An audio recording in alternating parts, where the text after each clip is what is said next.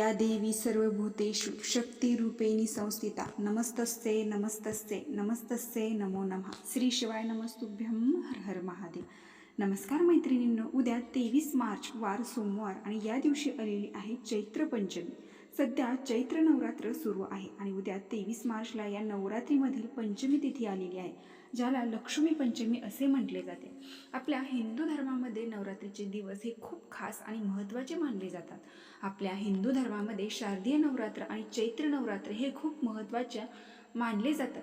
चैत्र नवरात्री ही गुढीपाडव्यापासून सुरू होते, म्हणजेच हिंदू नववर्षाच्या पहिल्या दिवशी चैत्र नवरात्रीची सुरुवात झालेली आहे.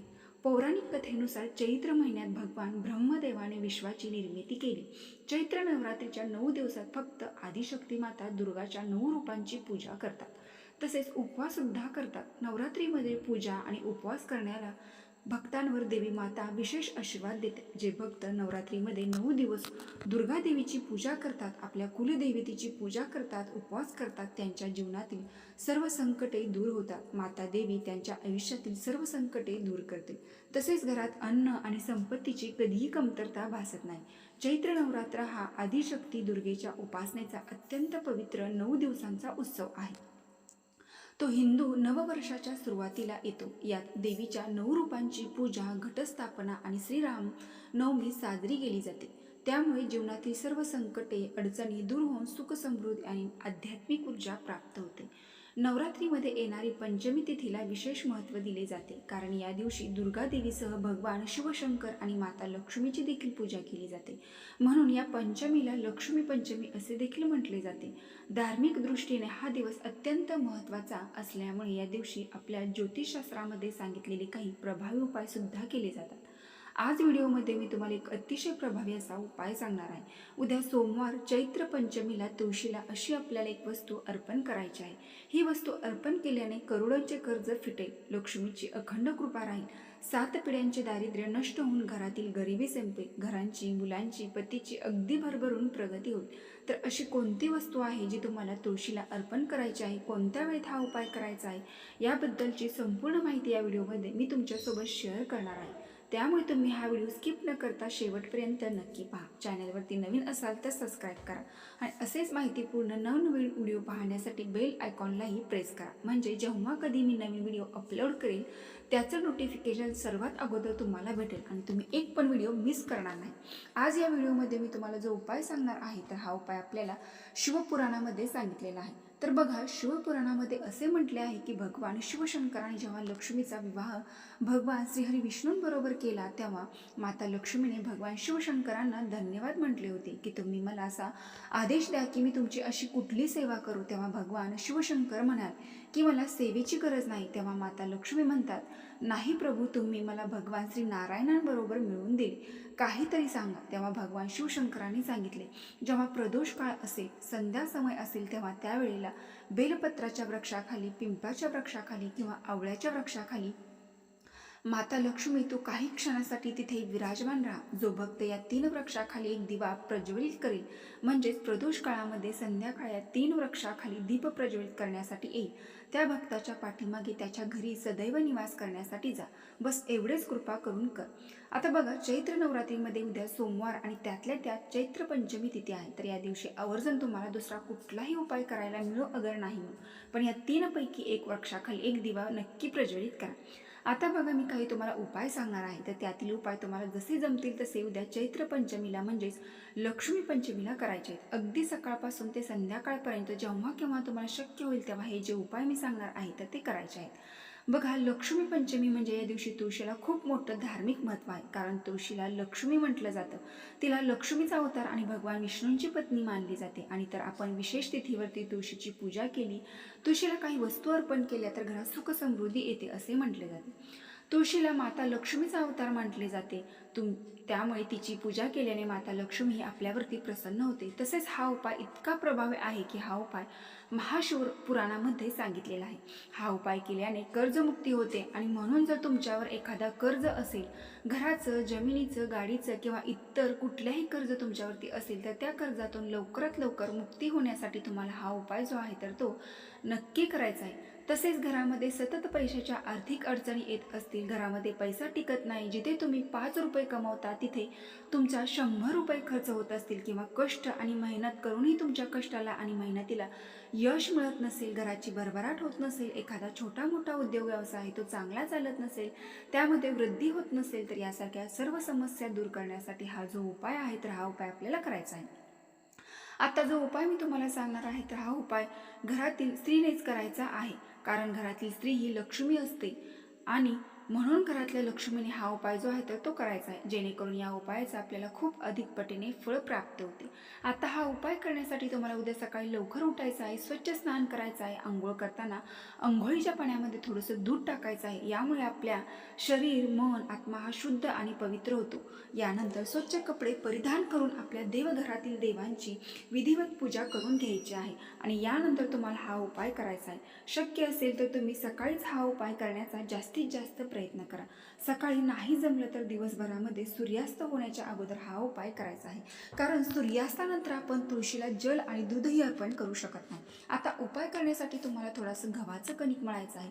कणिक मळताना त्यामध्ये तुम्हाला हळद आणि थोडंसं तूप घालायचं आहे आणि यानंतर कणकेत तुम्हाला एक दिवा तयार करायचा आहे. दिव्यामध्ये तुम्हाला शुद्ध गाईचं तूप घालायचं आहे. तूप घालण्याचा जास्तीत जास्त प्रयत्न करायचा आहे. तूप नसेल तर मग तुम्ही तेल घालू शकता, परंतु तूपच घालण्याचा प्रयत्न करा. यानंतर दिव्यामध्ये तुम्हाला दुहेरी कापसाची वात लावायची आहे. यानंतर एक प्लेटमध्ये थोडेसे तांदूळ ठेवून त्या तांदळावरती हा दिवा ठेवायचा आहे. यासोबतच आपल्याला एक तांब्याचा कलश भरून घ्यायचा आहे. त्यामध्ये शुद्ध पिण्याचे पाणी असावं. यानंतर त्या पाण्यामध्ये थोडंसं गाईचं दूध टाकायचं आहे, थोडीशी हळद टाकायची आहे आणि हा उपाय करण्यासाठी आपल्याला अजून 2 महत्त्वाच्या वस्तू लागणार आहेत. ते म्हणजे उसाचा रस. अगदी 1 ते 2 चमचे तुम्हाला उसाचा रस घ्यायचा आहे आणि एक कवडी सुद्धा तुम्हाला लागणार आहे. कवडी ही माता लक्ष्मीला अतिशय प्रिय आहे आणि म्हणून तुम्हाला एक कवडी लागणार आहे. कवडी ही तुम्ही पिवळ्या रंगाची असेल तर तीच घ्या, पिवळ्या रंगाची नसेल तर पांढऱ्या रंगाची घ्या आणि ती थोडीशी हळदीमध्ये बुडवून पिवळी करून घ्यायची आहे. यानंतर या सर्व वस्तू घेऊन तुम्हाला तुळशीपाशी जायचं आहे. प्रथम तुम्हाला देवघरामध्ये देवाची विधिवत पूजा करून तिथे दिवा लावून घ्यायचा आहे आणि नंतर तुळशीपाशी जायचं आहे. तुळशीपाशी गेल्यानंतर तुम्हाला तुळशीपाशी थोडंसं पाणी शिंपडून तिथे सगळी जागा आहे ती व्यवस्थित पुसून काढायची. सर्वप्रथम तुळशीपाशी तुम्हाला हा दिवा प्रज्वलित करायचा आहे. दिवा प्रज्वलित केल्यानंतर आपल्याला हे जल जे आहे तर ते तुळशीला अर्पण करायचं आहे. यानंतर जो उसाचा रस अर्पण घेतलेला आहे तर तो उसाचा रस सुद्धा तुम्हाला तुळशीच्या मुळापाशी अर्पण करायचा आहे आणि उसाचा रस अर्पण करत असताना तुमचं नाव आणि विशेष करून तुमचं गोत्र बोलायचं आहे. त्यानंतर आपल्याला हा उसाचा रस जो आहे तर तो तुळशीला अर्पण करायचा आहे. यानंतर ती जी कवडी आहे ती आपल्या उजव्या हातामध्ये घ्यायची आहे. यानंतर तुम्हाला ओम नमो भगवते वासुदेवाय नमः या मंत्राचा 108 वेळा जप करायचा आहे. तसेच यानंतर तुम्हाला तुमचा आत्मविश्वास डगमगत असेल तर आत्मविश्वास वाढवण्यासाठी ओम ह्रीम श्रीम लक्ष्मी भव नमः या मंत्राचा म्हणजे या बीज मंत्राचा जप करायचा आहे. हा जप तुम्ही तुमच्या देवघरात बसून केला तरीही सुद्धा चालेल, परंतु तुळशीपाशी म्हटले तर अतिउत्तम. त्यानंतर कर्जमुक्तीसाठी हा अत्यंत प्रभावी आणि महत्त्वपूर्ण उपाय आहे. तर हा आपल्याला शिवपुराणामध्ये सांगितलेला सर्व उपाय आहे. तर बघा, मंत्र असा आहे, ओम श्रीम ह्रीम श्रीम कमले कमलालय प्रसिद्ध प्रसिद्ध ओम श्रीम ह्रीम श्रीम महालक्ष्मी नमः. हा मंत्र जर तुमच्याकडे कमलगड्ड्याची माळ असेल तर त्या कमलगड्ड्याच्या माळेने 108 वेळा जप करायचा आहे. नसेल तुमच्याकडे कमलगड्ड्याची माळ तर फक्त 108 वेळा या मंत्राचा जप करायचा आहे.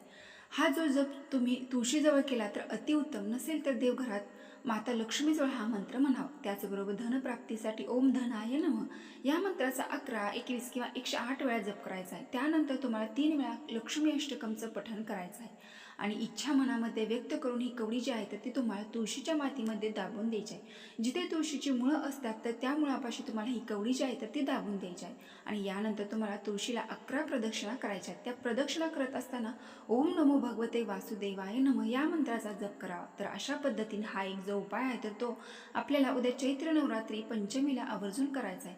महाशिवपुराणानुसार असे म्हटले जाते की पंचमी तिथीला तुळशीला उसाचा रस अर्पण केल्याने कर्जमुक्ती होते. तसेच कवडी अर्पण केल्याने घरातील आर्थिक अडचणी दूर होतात, घरात पैसे येण्याचे मार्ग मोकळे होतात आणि घरातील दारिद्र्य हे दूर होते.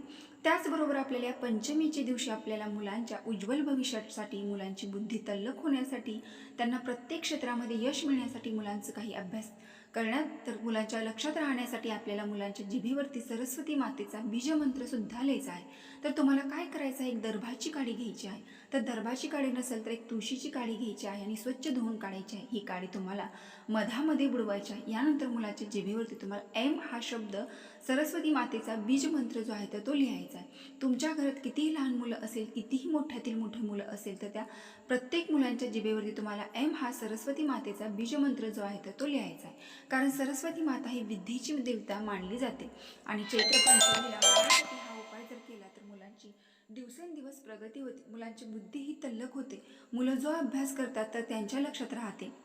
आणि म्हणून हा उपायसुद्धा घरातील प्रत्येक आईने आपल्या मुलांच्या उज्ज्वल भविष्यासाठी करायचा आहे. प्रत्येक देवतेचे एक विशेष आवडते फूल असते, जे त्यांना अर्पण केल्याने त्वरित आशीर्वाद मिळतात. तसेच आवडते फूल जास्वंद आहे. लक्ष्मीला पंचमीला जास्वंदीचे फूल अर्पण केल्याने भक्ताला शुभ फळं मिळतात आणि भक्तांची इच्छा पूर्ण होते. पांढरे कण्हेरीचे फूल माता लक्ष्मीला अर्पण केल्याने माता लक्ष्मी प्रसन्न होते. म्हणजेच लक्ष्मी पंचमीला जास्वंदीचे हे फूल अर्पण करणारच आहे, पण पांढरे कण्हेरीचे फूल हे शांततेचे प्रतीक मानले जाते. जास्वंदाप्रमाणेच तिला पांढरे कण्हेरीचे फूल देखील खूप आवडते. लक्ष्मी पंचमीला तिला कण्हेरीचे फूल अर्पण करा असे मानले जाते की हे फूल अर्पण केल्याने भक्ताला कोणत्याही आर्थिक संकटाचा सामना करावा लागत नाही. ज्योतिषशास्त्रानुसार अनेक देवी देवतांना गुलाब प्रिय आहे. भगवान विष्णू आणि देवी लक्ष्मी यांना गुलाब अर्पण करणे शुभ मानले जाते. देवी लक्ष्मीला गुलाब अर्पण केल्याने घरात सुख समृद्धी येते, तसेच धन आणि समृद्धीही प्राप्त होते. गुलाब अर्पण केल्याने आर्थिक अडचणी दूर होण्यास मदत होऊ शकते. लक्ष्मी पंचमीच्या दिवशी उसावर स्वस्ती काढून त्याची पूजा करण्यासाठी दिवा लावा. त्याच रस प्यायल्याने घरात सुख आणि समृद्धी येते. या उपायामुळे आर्थिक लाभ तर होतोच होतो, तसेच व्यवसायात यश मिळते. या दिवशी उसाच्या रोपाची पूजा केल्याने देवी लक्ष्मीचा आशीर्वाद मिळू शकतो. पिवळ्या वस्तूंचे दान करा. लक्ष्मी पंचमीच्या दिवशी हळद, हरभरा आणि कपडे यासारख्या पिवळ्या वस्तू दान करणे खूप शुभ मानले जाते. पिवळा रंग हा देवी लक्ष्मीशी संबंधित आहे आणि तो समृद्धीचा रंग मानला जातो. या दिवशी गरजू व्यक्तीला पिवळ्या वस्तूंचे दान केल्याने तुमच्या घरात केवळ संपत्तीत येत नाही, तर तुम्हाला कर्जातून मुक्तता होण्यासाठी मदत मिळते. तर मैत्रिणी, अत्यंत महत्त्वपूर्ण माहिती मला तुमच्यापर्यंत पोहोचवायची होती. व्हिडिओ पूर्ण माहिती आवडली असेल तर आपल्या चॅनलला नक्की लाईक करून कमेंट बॉक्समध्ये ओम श्री महालक्ष्मी नमः नक्की टाईप करा. धन्यवाद.